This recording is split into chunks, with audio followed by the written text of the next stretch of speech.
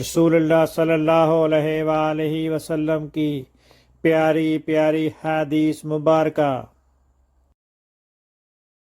Make sure you like and subscribe to my channel for more hadiths. رضی اللہ عنہ کہتے ہیں کہ نبی اکرم صلی اللہ علیہ وسلم جب کھانا کھاتے تو اپنی تینوں انگلیوں کو چاٹتے تھے۔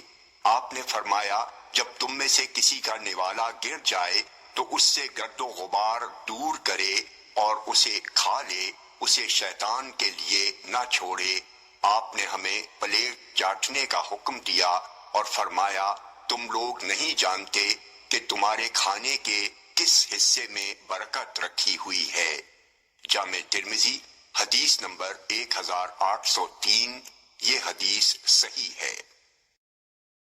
عبداللہ بن عمر رضی اللہ عنہما سے روایت ہے کہ رسول اللہ صلی اللہ علیہ وسلم نے فرمایا جب تم میں سے کوئی کھائے تو دائیں ہاتھ سے کھائے اور دائیں ہاتھ سے پیے، اس لیے کہ شیطان اپنے بائیں ہاتھ سے کھاتا ہے اور بائیں ہاتھ سے پیتا ہے۔ جامع ترمذی حدیث نمبر 1800۔ یہ حدیث صحیح ہے۔